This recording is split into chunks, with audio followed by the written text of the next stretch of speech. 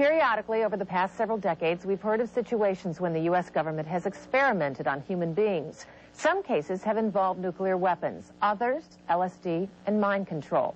So is it possible something similar could happen to us right now without our knowledge? In tonight's special assignment, Ross Blackstone introduces us to Northern Californians who say it is, and that they have proof.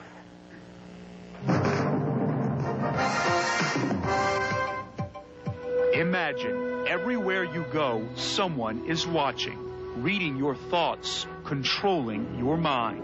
They know what you do inside your house, which you're being monitored 24 hours a day, 7 days a week.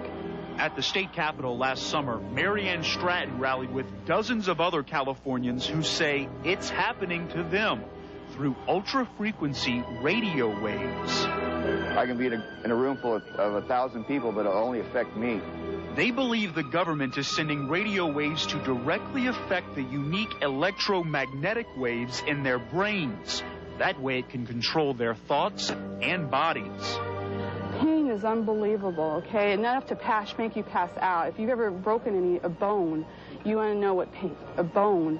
You want to know what pain. You want to know what pain.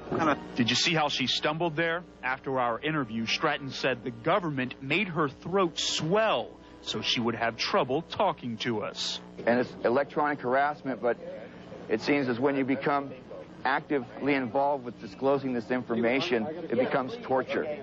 They believe the government is testing mind control tactics to use in war, and anyone could be targeted. Some are uneducated people with no ties. Others have information the government wants to monitor. It could be because of law enforcement. It could be because you're a whistleblower. It could be because you were in the Army, Navy. And they say there's nothing you can do to protect yourself. They also claim minds are controlled different ways. Cheryl Welsh says the government uses radio waves to affect other people around her so as to study her mental reactions. Wherever I go about in my day, people will spit, swear, blow smoke in my face, basically 100 insults a day. Sounds far-fetched? Well, don't make up your mind just yet. Some say they have research going back more than 40 years, which says it's possible. I've got the documents from NASA, from Federal Times, from back in the 70s, the DIA, talking about how they were going to use this microwave hearing to drive political targets crazy. Welsh is also a law student at Lincoln. Through her organization, Citizens Against Human Rights Abuse, she shared documents she's gathered with hundreds of people around the world. Documents like this from the United Nations. It talks about the electromagnetic weapons, and the Russians wanted to ban the weapons. Welsh is not the only one. In his latest book, Earth Rising, renowned author and speaker Nick Begich cites more than 30 patents that show mind control is possible by using light, sound, or electronic fields. As long as the pulse rate is correct and hits a window frequency.